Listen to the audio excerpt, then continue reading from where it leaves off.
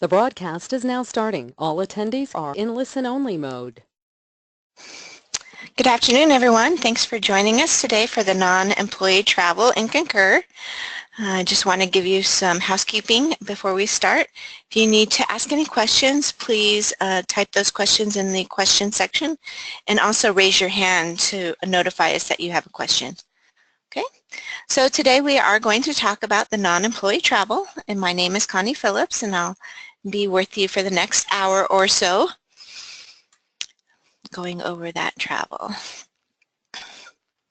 Okay, so the first thing I want to go over is the agenda. I'm just going to talk about what Concur is, how it's going to benefit you as a travel coordinator, as most of the people on this call will be travel coordinators, how travel is done for the non-employees, and that travel card for travel coordinators. How does it work? How will it work? And then I'm also going to do some demos throughout the presentation.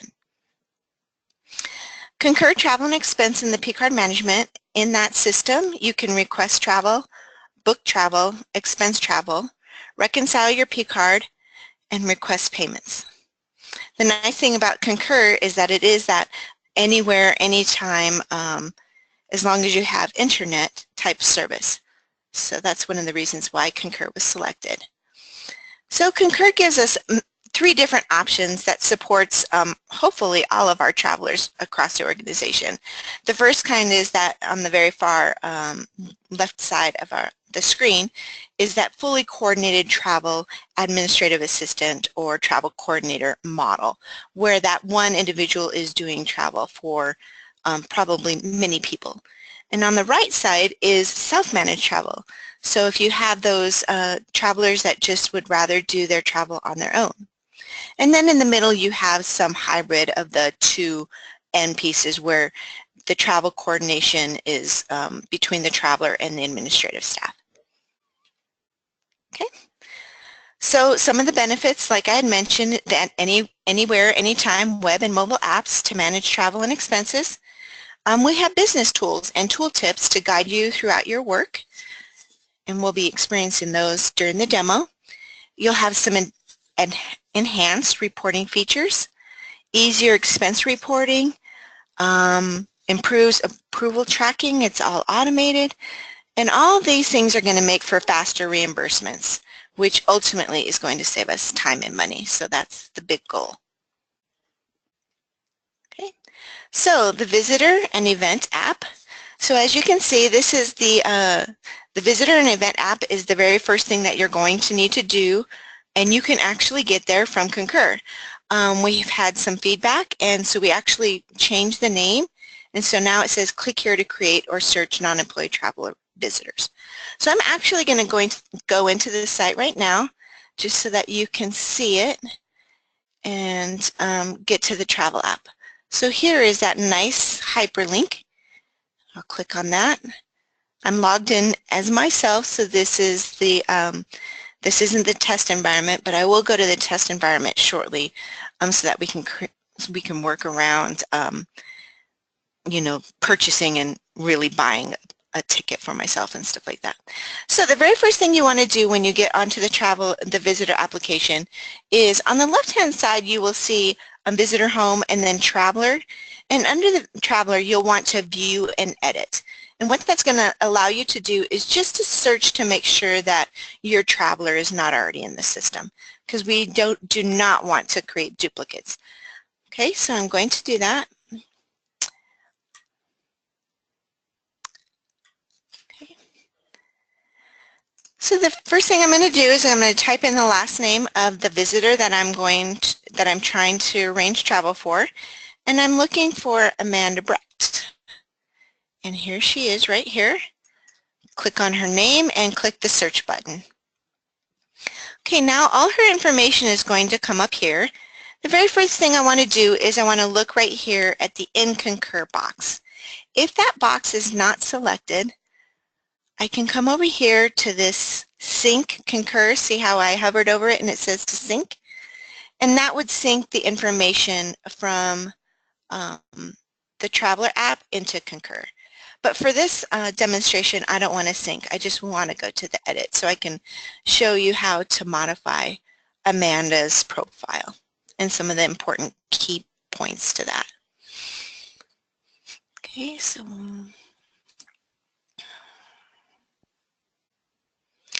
the first thing I want to do is I just want to check out, make sure everything is spelled right. If it isn't, then I would have to contact HR, because as you can tell, you can actually do the first name and the middle name, but if the last name is spelled wrong, then you would email concur@ucar.edu. So you can modify that first and middle name. Okay. You'd also want to put in the date of birth and their gender. Okay. And then click Save.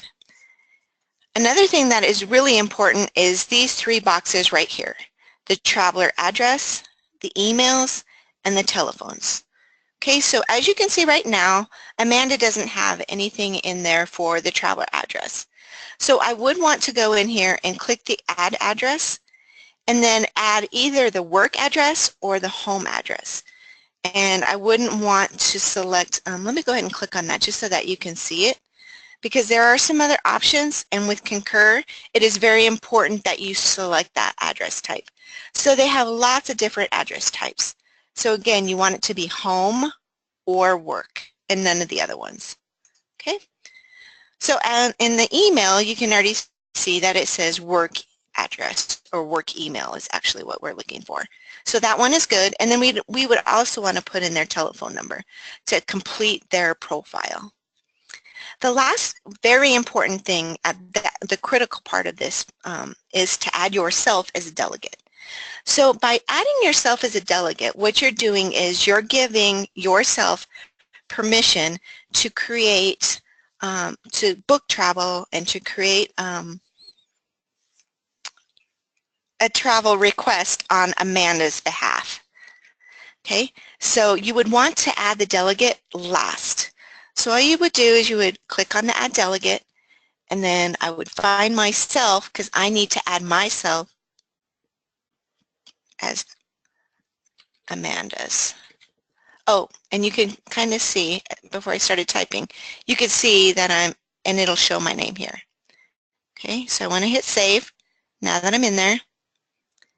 Okay, and then that message will go to the travel office, and then they will add you as a delegate. Okay, so anything that you put into this profile and you hit Save will be automatically saved in the travel application, with the exception of the delegate. Like I mentioned, that'll go to the travel office and they'll manually do it, but the turnaround time is within a couple of hours. If you don't get a response from them by the next day, then you should reach out to them and ask them what the status is. Okay, so now I have done that, and now I can go, we'll just kind of fast forward in time and pretend that the travel office has already made me a delegate, and I'm going to go into my Concur, and you can see my name is here, so I'm acting as myself, and there's one person there. And so I'm just going to go up in the corner, and I want to act on behalf of another user, and I want to select Amanda Brecht. Okay, start my session.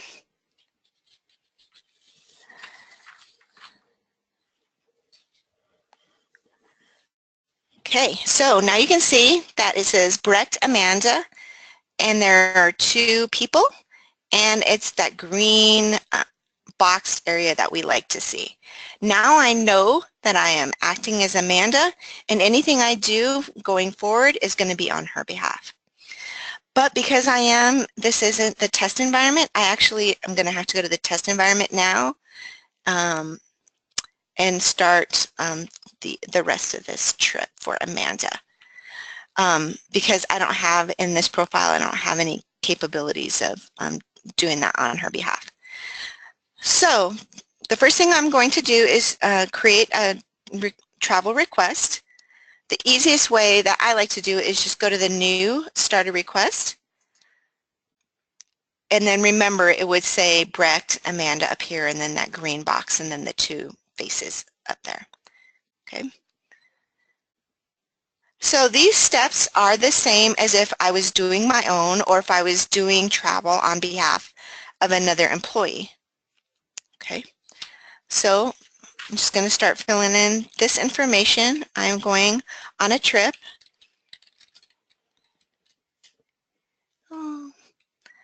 always do that for some reason. And the trip type, I'm going to book this, is domestic. And I'm going to book this through Kane just for the sake of not having to route it through approvals, just as the demo. But most of the time you should be, hopefully you'll be selecting Concur. And that's if you're booking the flight and all the information, all the travel stuff for that traveler. But let's say Amanda wanted to call Kane herself because she had a really complicated life, like many of our visitors might. It might be better to choose through Kane and then get the request all set up and then give Amanda her request ID number, and then she can actually call Kane and do that portion on her own. I believe about half of the organization does it that way. Okay, so Amanda is actually coming to Boulder. So as you can see, these are the ones that I've already used in the past. So I'm just going to select Boulder.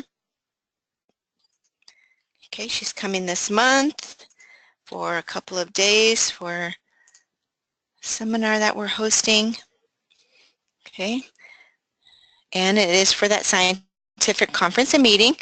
And I am moving through this a little quickly, but there are different trip purposes that you can review.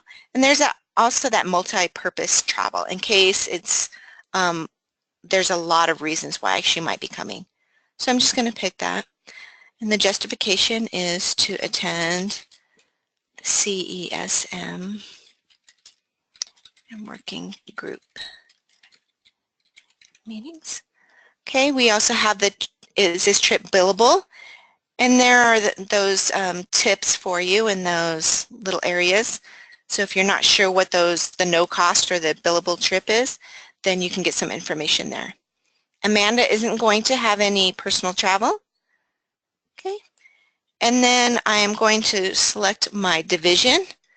So I'm actually just going to start typing. 10 is CGD. So I'll select that one. And then I'm going to put in the account key. And as I start typing, it's going to start narrowing it down. And it's right there at the bottom because I haven't used that key before. Okay, so now I'm going to hit save.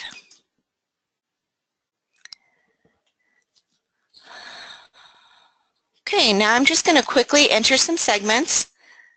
Hopefully this is a review for most of you.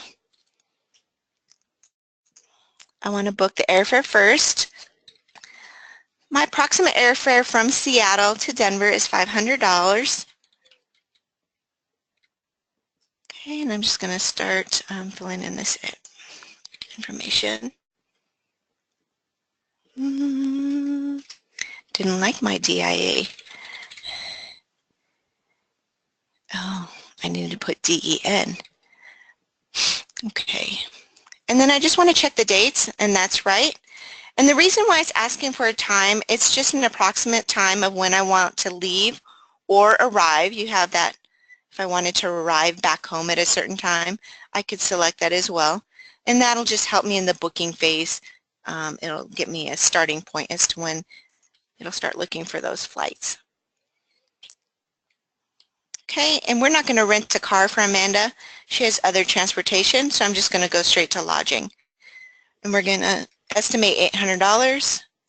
She will be, remember this is where you will be sleeping, so I wouldn't put Denver. I would put Boulder.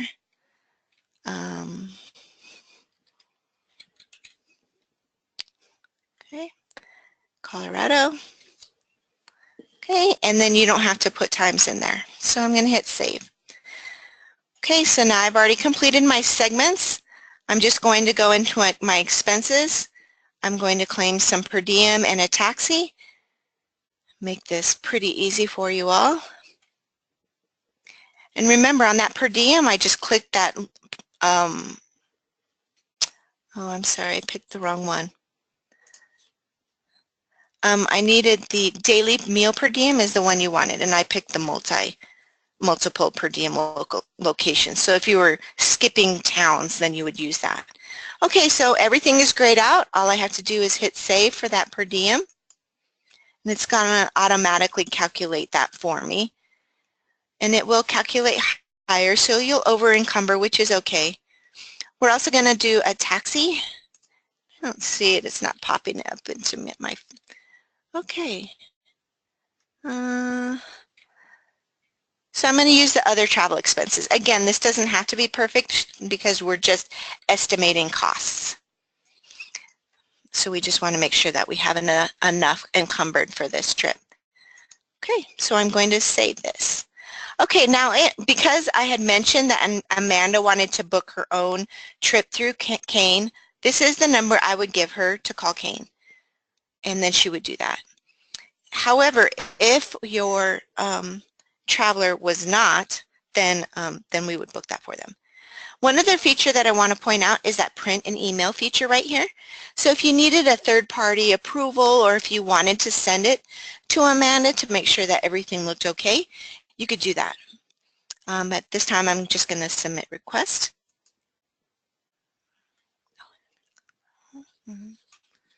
Okay.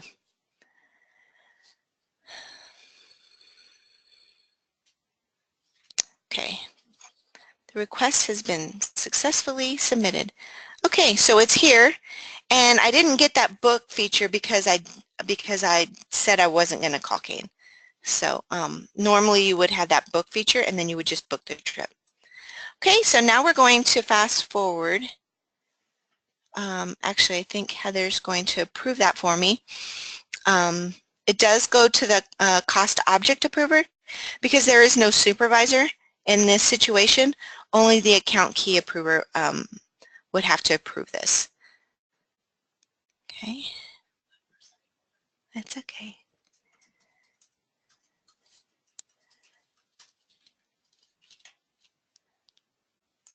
Okay, she's working her magic still.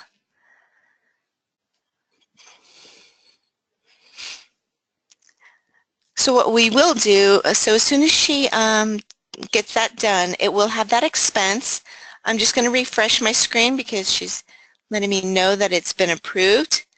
Okay, and now Amanda has come and we need to do her expense report. Okay, so here we're going to click on that. Now, as you can see, once it comes up, the report header is going to be filled in from the travel request, and you will need to update it so that it reflects the actual dates. So, for example, let's say she got stuck in a snowstorm here in Boulder, and she had to stay till the 2nd. I would change these dates, and then I would put in a comment to the account key approver that, you know, Amanda got stuck in the snow.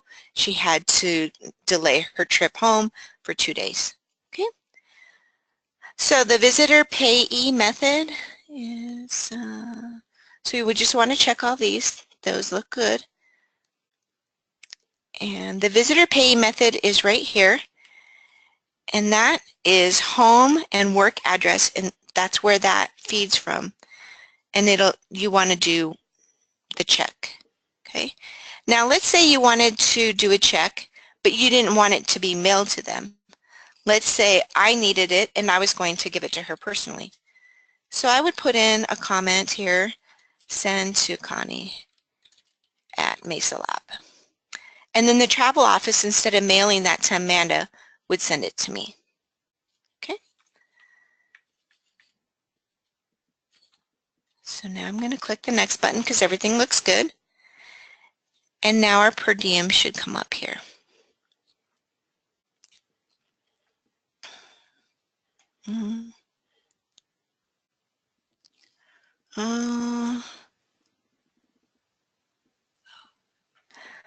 I think I'm having trouble because it's a test environment. So I'm just going to put employee not applicable here just so that I can get through.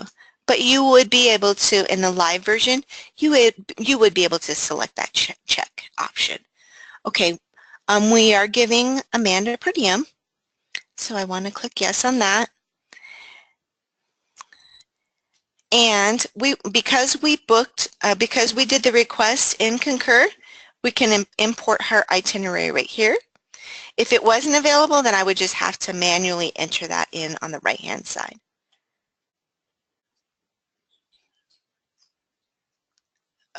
it didn't come in? Oh, because we didn't book it. So if you book it, then the itinerary will be there. So I'm just going to put in here Seattle, and I'm hoping it's going to be in here because I've done this before. And there it is. And she's coming on April 26th, 9 o'clock. And she's flying into Denver, but she's sleeping in Boulder. So you want to make sure, because this is the per diem itinerary is what we like to call it. So we want to make sure that it's the final destination city. Okay, and we're going to say that she arrives in Boulder at noon. Okay, so I'm going to hit save, and please note that when you do enter it manually, they have to leave Seattle on the same day as they get to Boulder. So that's the first leg of the trip, and then the second leg is when they go back to Seattle. So as soon as it saves this, now it did the reverse for me, which is nice.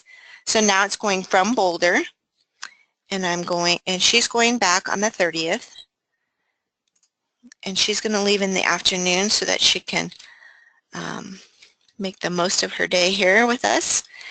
And she's going back to Seattle on the same day, the 30th, and she's going to arrive around 5 o'clock. Okay. Just want to make sure my PM comes up correctly. Okay, so now we have both of our legs from Seattle to Boulder and Boulder to Seattle. So I want to click Next. Okay, now you can see my itinerary sitting right up here. Click Next again. And this is where you can select if meals were provided for Amanda while she was here. Let's assume that during the seminar, we provided lunch for her. It'll automatically calculate removing the lunch per diem. Now let's assume that she was taking a day of personal time, even though we had said she wasn't. In that case, we would want to exclude the entire day of per diem. So we would just select this box here, and it would zero out her per diem. Okay. Okay, so now I'm going to create the expenses.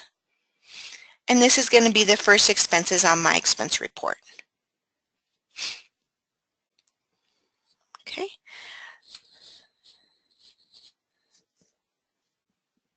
Okay, so now you would just create expenses as you would normally. One other difference is a visitor is the visitor certification, which is right here. And I want to talk about this first because it is one of the most important things when you're doing travel for a non-employee is to select this visitor certification. Under the tooltip, it says that you have to attach detailed business justification, and you can use the attach down here, attach receipt. But actually what we want to certify is you are going to print email this expense report. Once you have it completely done, you're going to send it to Amanda. And what Amanda is going to do is she's either going to reply to your email and say, yes, I approve of the expenses, or she could print the expense report and sign it, and she's just verifying that all the charges were actually incurred. What you want to do then is she'll return those documents or the email, and you'll want to upload that document right here just to say, yes, Amanda is agreeing. She is certifying that all the charges are correct. Okay, so when you choose your payment type, you want to do paid by UCard, and your amount is 0. Okay. I know it'll give me a red hard stop if I don't hit attach a receipt, so I'm actually just going to go ahead and do that real quickly. And it works just like your email browser. All you would do is browse, and these penguins look awful cute. I'll pick those, and then I will attach that. Okay, and now you can see this receipt image is active, and this is where the certification would upload to. And now I'll hit save, and then it'll be up there, and it won't change her amount, her expense report amount, since it's 0. Okay, so I'm also going to do the lodging. Just going to select that lodging.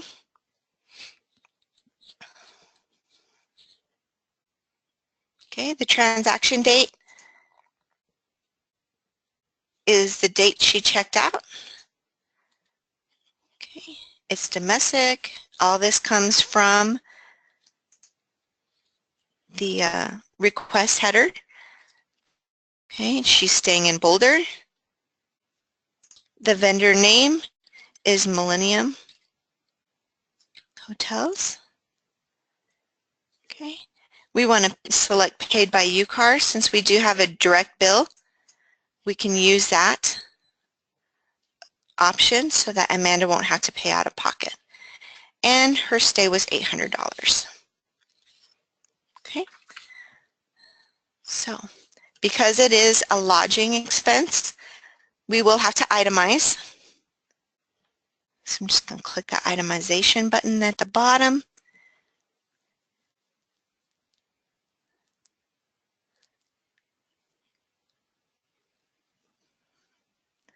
Okay, our check-in date was the 26th of April. I'm just going to select that.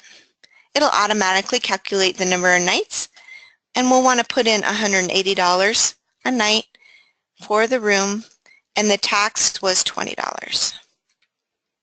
Okay, I'm going to save the itemization.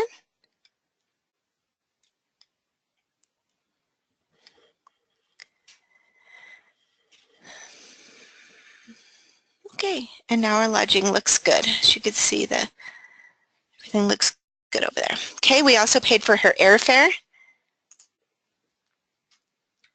And I'm just seeing those right away, but you could start typing and it would pull up the airfare for you. Okay, so airfare, the transaction date is 4/30. Scientific conference, everything else looks good. We're going to Denver. We're flying into Denver. Our vendor, we'll put United.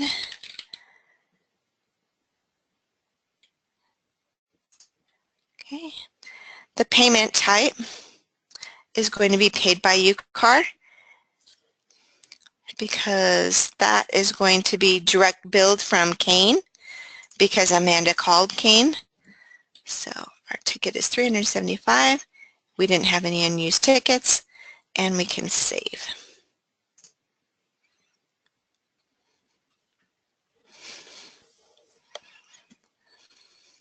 Another expense that we had said in our request was the taxi. And this one actually has other transportation broken out. And there's the taxi. So we're just going to do the taxi to and from DIA. Okay, so we're going to do the taxi on the 26th first. Okay, the city of purchase would be Denver. Oh, let's choose Boulder.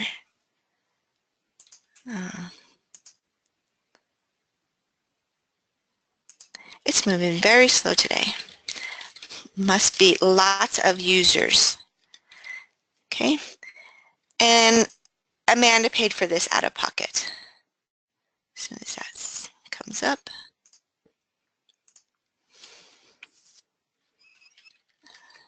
$60. Okay, I'm going to save that. And then I'll have to do another taxi expense for the way back. So actually I'm not going to show that for the sake of repetition. I do need, right here it's saying receipt image is required. So I do need to go to my available receipts. Hopefully you used one of our excellent apps to upload your receipts, Expense It or Concur. And oh yeah, you can't use it on behalf of Amanda. My apologies. So you will have to just scan them and upload them from a local drive. So here's a nice receipt. That one looks pretty good. Select this one. And I'm just going to pull this receipt into the lodge. See how it's highlighted blue? And I just let it go, and now it's attaching that receipt to that hotel fee. Okay, so now it's showing that the receipt has been uploaded. Okay, so that really does take care of the non-employee travel.